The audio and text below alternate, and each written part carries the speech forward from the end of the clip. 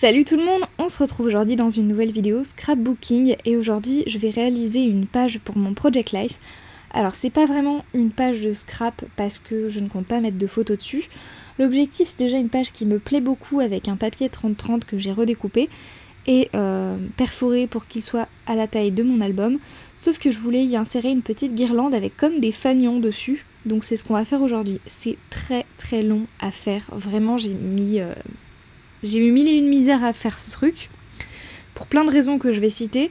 Donc premièrement, je prends dans des petites bandes de papier d'environ maxi 2 cm de large, je vais découper des papiers et je les plie avant de découper pour avoir un papier qui soit long et plié en deux, que je pourrais replier au-dessus, par-dessus le fil.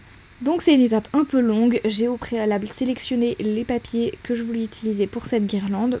Pour gagner un petit peu de temps, je vous épargne tout le choix avec mes papiers 30-30 parce que c'est vraiment très long. Quand j'ai fini de faire ça, je vais les aligner un à un pour bien les visualiser et je vais essayer de faire en sorte de visualiser ma guirlande. Donc je les place où j'ai envie qu'ils soient sur une ligne imaginaire qui sera ma future guirlande. Alors je vais pas utiliser tout ce que j'ai découpé, mais c'est pas grave, tout ce qu'il me reste je le laisse de côté. Et donc je vais commencer par choisir mon fil, j'hésitais entre vert et pêche, j'ai choisi définitivement pêche comme vous le voyez. Donc je vais venir prendre un bout de fil, le découper à la longueur que je souhaite environ, en sachant, je vous conseille de prendre un petit peu plus parce qu'il faudra quand même faire des nœuds, je sais pas comment vous comptez fixer votre guirlande au papier, mais c'est un point important et peut-être ça aurait été plus simple de fixer d'abord le fil au papier et ensuite de faire la guirlande dessus, mais c'est pas comme ça que j'ai fait malheureusement.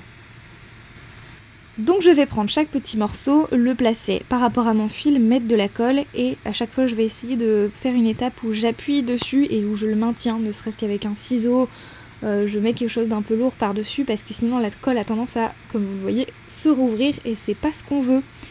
Donc faut bien penser à maintenir à chaque fois le temps que la colle prenne.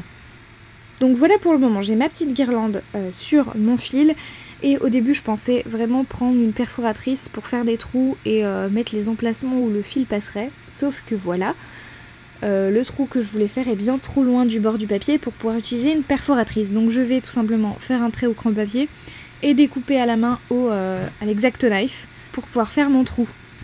Donc le plan de départ après ça c'était de passer le fil et de faire un nœud à l'arrière, sauf que je me suis rendu compte que ça allait créer de l'épaisseur qui me conviendrait pas forcément et surtout mon trou était très gros pour que le nœud ne passe pas au travers. Donc j'ai galéré sa race, je me suis dit je vais en coller, sauf que la colle scotch ne colle pas assez fort spécialement pour ça. J'ai voulu prendre de la colle forte et je me suis rendu compte qu'elle avait séché dans le capuchon, donc c'était la misère. Donc je m'en suis sortie comme ça malgré tout, vous voyez à peu près le résultat. Là pour le moment les fanions sont assez rectangles, je vais le corriger par la suite, mais pour le moment je vais m'occuper du dos de la page. Ça me prend comme ça, je regarde déjà ce que ça donne à peu près dans mon Project Life pour le moment. Je suis assez satisfaite du mélange de couleurs, les petits rectangles de fanions rappellent un peu les maisons colorées de Burano à Venise. Donc pour le moment je suis très contente, mais vient une idée très con. Au dos, j'ai envie de rajouter de la cordelette verte que j'ai et d'essayer de faire un motif en relief de laine. C'est très long puisqu'il va falloir que j'encolle ça. Donc premièrement, je vais brûler le bout de mon fil pour pas qu'il se défasse et qu'il parte en lambeaux. Comme ça sécurise le bout de mon fil qui sera encollé dans mon projet.